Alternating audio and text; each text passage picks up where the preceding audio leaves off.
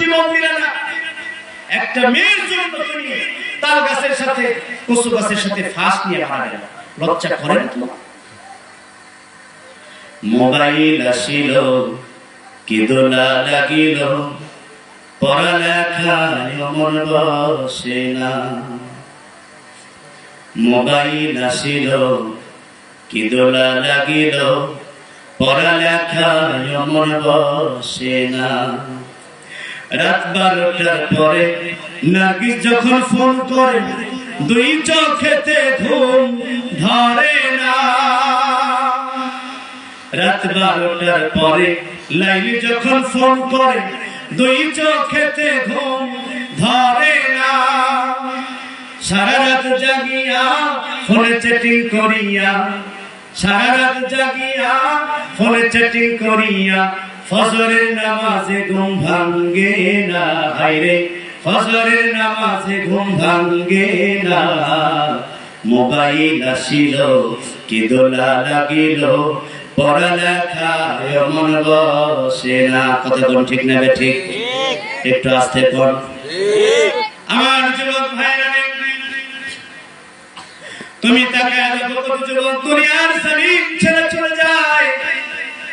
তুমি একবার কল্পনা করো না, তুমিও তো একদিন যুবক ছিলা। ও বুড়ো মানুষ, তুমি তো একবার কল্পনা করো না, তোমার চামড়াগুলো ঢিলা হয়ে গেছে, দাড়িগুলো পেকে গেছে। তুমি একবার কল্পনা করো না, তোমার চামড়া ঢিলে গেছে, তুমি তো একদিনও গুনার জন্য তওবা করো নাই। মাথার চুল পেকে গেছে, গুনাহ কিন্তু ঝরে যায় নাই, পাপ তো ঝরে যায় নাই। আল্লাহর কাছে যদি চোখের পানি ছেড়ে ছেড়ে কাঁদতি, আল্লাহর কাছে যদি গুনার জন্য তপ্ত হতি, আল্লাহ পাক বলে, বান্দা চোখের পানি নাকের ডবে আসার আগেই আমি আল্লাহ পাক রব্বুল আলামিন তোর জীবনের সব গুনাহগুলো মাফ করে দিতাম।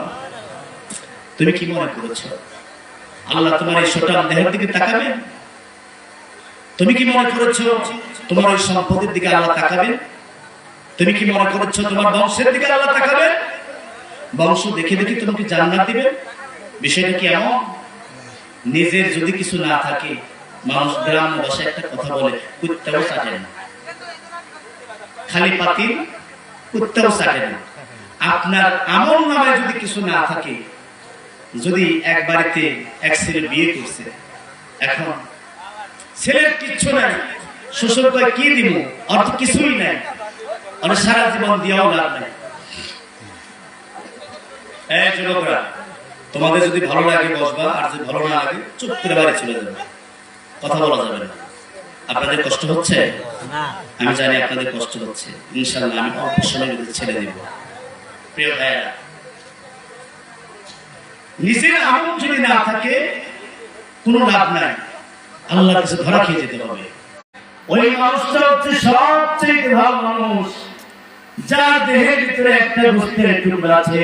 এই গোস্তের টুকরার নাম হলো কলব, এই গোস্তের টুকরার নাম হলো হৃৎপিণ্ড, এই গোস্তের টুকরার নাম হলো হার্ট, এই গোস্তের টুকরার নাম হলো ফুসফুস। বর্তমান ডাক্তাররা বলেন, বর্তমান সায়েন্স বলেন, পা থেকে মাথা পর্যন্ত সব কিছু যদি বিকলাঙ্গ হয়ে যায়, কোন মানুষের কলবটা যদি ঠিক থাকে, ওই মানুষটাকে লাইফ সাপোর্টে বাঁচিয়ে রাখা যায়। আর কোন মানুষের হৃৎপিণ্ড যদি নষ্ট হয়ে যায়, ওই মানুষটাকে লাইফ সাপোর্ট করে পৃথিবীর কোন ডাক্তার বাঁচিয়ে রাখতে পারে না। প্রতিটা মিনিটে আপনাদের আমার দেহের ভিতরে যে গোস্তের টুকরাটা আছে, এটা প্রতি মিনিটে 72 বার সম্প্রসারণ এবং সংকোচন হচ্ছে। এই হৃৎপিণ্ড এমন একটা বিষয়, এমন একটা জিনিস, বিশ্বনবী সাল্লাল্লাহু আলাইহি ওয়াসাল্লাম বলেছেন, যার দিলটা ভালো, যার কলবটা ভালো, গোটা মানুষটাই ভালো। আর যার দিলটা ভালো না, যার কলবটা ভালো না, গোটা মানুষটাই ভালো না। হযরত লুকমান হাকিমকে তার মালিক বললেন, লুকমান হাকিম, আমি শুনতে পেলাম তুমি নাকি অনেক জ্ঞানী মানুষ। ও লুকমান, তোমাকে একটা সাগি দিলাম, এই সাগিটা জবাই করে এর চেয়ে সবচাইতে নিকৃষ্ট জিনিস, এই নিকৃষ্ট জিনিসটা নিয়ে আসবা। হযরত লুকমান হাকিম আলাইহিস সালাতু ওয়াস সালাম তিনি ছাগি জবাই করলেন। ছাগি জবাই করে এবার ছাগির বুকটা চিরলেন। বুকটা চিরে দুই ভাগ করে গোশতের টুকরাটা নিয়ে আসলেন। মালিক বললেন, লোকমান হাকিম আরেকটা ছাগি জবাই করো। ছাগি জবাই করো, এটা সবচেয়ে ভালো শ্রেষ্ঠ জিনিসটা তুমি নিয়ে আসবা। লোকমান হাকিম আরেকটা ছাগি জবাই করে বুকটা চিরলেন। বুকটা চেরার পরে আবার সেই হৃৎপিণ্ড নিয়ে আসলেন। লোকমান হাকিমকে জিজ্ঞেস করলেন, লোকমান হাকিম তোমাকে বললাম সবচেয়ে নিকৃষ্ট জিনিস নিয়ে আসো, তুমি ছাগিটা জবাই করে বুকটা চেরে একটা হৃৎপিণ্ড নিয়ে আসলা, গোশতের টুকরা নিয়ে আসলা। আবার তোমাকে বললাম লোকমান হাকিম আরেকটা ছাগি জবাই করো, ওই ছাগিটা জবাই করে এর সবচেয়ে শ্রেষ্ঠ জিনিস নিয়ে আসো, তুমি আবার সেই হৃৎপিণ্ড নিয়ে আসলা, কারণটা কি? লোকমান হাকিম বলছেন, মালিক প্রত্যেকটা মানুষ হোক, গরু হোক, ছাগল হোক, সবচেয়ে শ্রেষ্ঠ জিনিস হলো হৃৎপিণ্ড। এই হৃৎপিণ্ড যার ভালো, ওই মানুষটা সবচেয়ে ভালো। আল্লাহ পাক রব্বুল আলামিন বলেন, ইয়াউমা লা ইয়ানফাউ মালুন ওয়ালা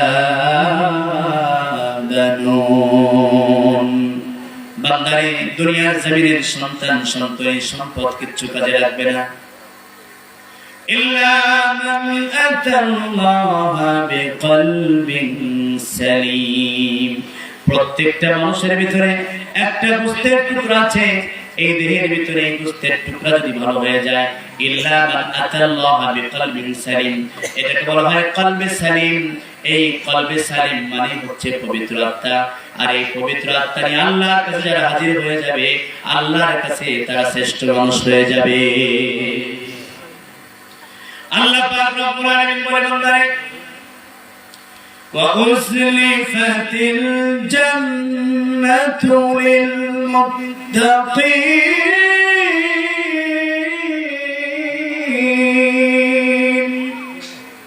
ও বান্দা, وَأُزْلِفَتِ الْجَنَّةُ لِلْمُتَّقِينَ, আল্লাহ পাক রব্বুল আলামিন তোমার বিশাল বড় মুত্তাকিন হিসেবে একটি জান্নাত উপহার দিবেন। যে জান্নাতের উপমা হলো আসমান এবং জমিনের সমান এত বিশাল বড় একটি জান্নাত। ওয়াসারিউ ইলা মাগফিরাতিন মির রাব্বিকুম ওয়া জান্নাতিন আরদুহা আস-সামাওয়াতু ওয়াল আরদ। এই জান্নাত যাদেরকে দিবেন যারা কলবে সালিম নিয়ে আল্লাহর কাছে উপস্থিত হয়ে যাবে। কলবে সালিম কি? প্রিয় ভাই আমার, বন্ধুরা, লোহার ভিতরে যদি ঝং লাগে, লোহার ভিতরে ঝং ছুটানোর জন্য কামারের কাছে নিতে হয়। কামার লোহাকে পিটায়া, আগুনে পোড়ায়া, পানিতে ভিজায়া, পিটায়া পিটায়া লোহার ঝং ছুটায়। কিন্তু মানুষের কলবের ভিতরে ঝং লাগলে কি দিয়া ছুটাবেন? পৃথিবীর ভিতরে এমন কোন বস্তু নাই যে বস্তু দিয়া এই অন্তরের ভিতরে ঝং ছুটানো যায়। বিশ্বনবী বলেছেন, কেউ যদি আল্লাহর সামনে বেশি বেশি করে জিকির করে, আল্লাহকে স্মরণ করে, আল্লাহ পাক রব্বুল আলামিন বলছেন, ফাযকুরুনি আযকুরুকুম ওয়াশকুরুনি ওয়ালা তাকফুরুন। চিল্লায়া বলি আল্লাহু আকবার। আরেকটা আস্তে বলি আল্লাহু আকবার।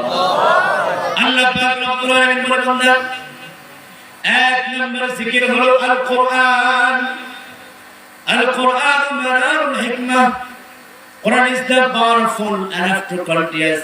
কেউ যদি নিয়মিত কোরআন শরীফ পড়ে, কেউ যদি কোরআন বুঝে বুঝে কোরআন পড়ে, আল্লাহ পাক রব্বুল আলামিন তার অন্তরের সমস্ত ময়লাগুলো দূর করে দিবে। দুই নম্বর জিকিরের নাম হলো আল্লাহর কোরআন। বিশ্বনবী বলেছেন, আফদালুল ইবাদাতি তিলাওয়াতুল কোরআন।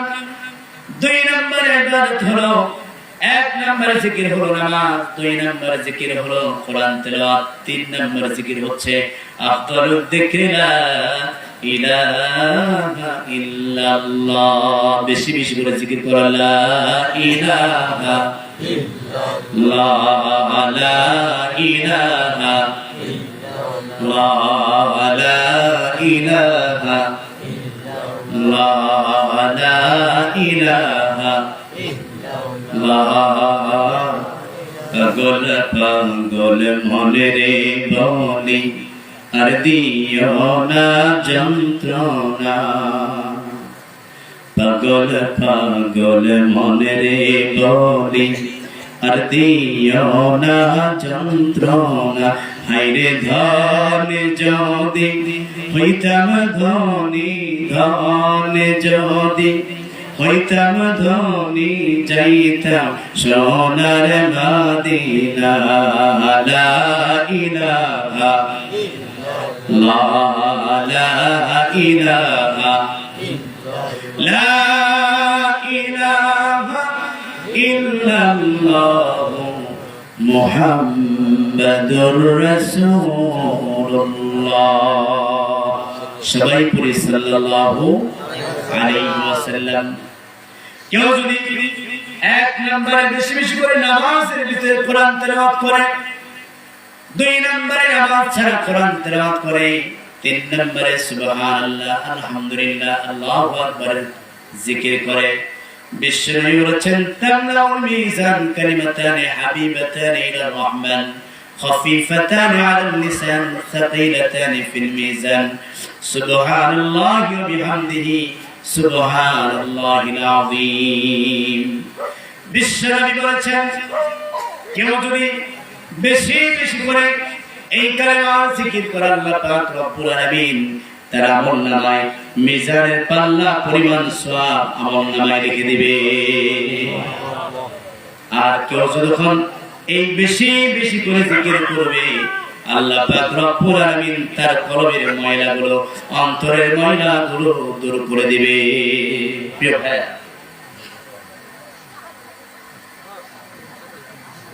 প্রিয় ভাই, আল্লাহ পাক রব্বুল আলামিন আমাদেরকে বলেছেন বান্দা দুনিয়া থেকে চলে যাবা, গুনাহ কিন্তু শেষ হয় না। পৃথিবীতে দল হচ্ছে দুইটা। দল কয়টা? কথা বলেন, দল কয়টা? দুইটা।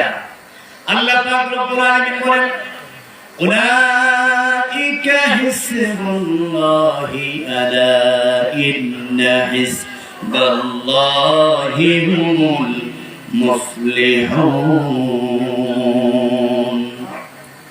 এক নাম্বার দল হলো আল্লাহর দল, আর দুই নাম্বার দল হলো উলাইকা হিজবুশ শাইতান আলা ইন্না হিজবাশ শাইতানি হুমুল খাসিরুন ইন্নাল্লাহা ইউহাদ্দুনাল্লাহা ওয়া রাসূলাহু উলাইকা ফিল আযাল্লিন। চিল্লায়া বলি আল্লাহু আকবার। এক নাম্বার দল হলো মুমিনের দল, যারা গুনাহ করার সাথে সাথে আল্লাহ পাক রব্বুল আলামিন বলেন ইয়া আইয়ুহাল্লাযীনা আমানু তুবু ইলাল্লাহি তাওবাতান নাসুহা। যারা আল্লাহর দল গুনাহ করার সাথে সাথে আল্লাহর দরবারে তওবা করবে। তওবা মানে হলো আল্লাহর কাছে ক্ষমা চাওয়া নয়, তওবা মানে হলো গুনাহ থেকে ফিরে আসা। তওবা মানে হলো জীবনের শেষ তওবা। এটা এমন একটি তওবা, ও আল্লাহ আমি এতদিন জিনার কাজ করেছি, ও আল্লাহ আমি এতদিন চুরি করেছি, আল্লাহ এতদিন আমি ডাকাতি করেছি, ও আল্লাহ এতদিন আমার বন্ধু ছিল এমন বন্ধু যেই বন্ধু কোরআন পড়তো না, যেই বন্ধু আল্লাহকে বিশ্বাস করতো না, এমন বন্ধু ছিল। আল্লাহ এই সমস্ত বন্ধুগুলো পরিত্যাগ করে জীবনের মতো তওবা করলাম। আল্লাহ তুমি আমাকে ঈমানদার বানায় দাও, মুমিন বানায় দাও। মৃত্যুর আগ পর্যন্ত যদি ঈমানের সাথে চলতে পারেন আল্লাহর কাছে জান্নাত চাওয়া লাগবে না, আল্লাহর কাছে হাত তুলে দোয়া করা লাগবে না। আল্লাহ পাক রব্বুল আলামিন আপনাকে বিনা হিসাবে জান্নাত দিয়ে দিবে।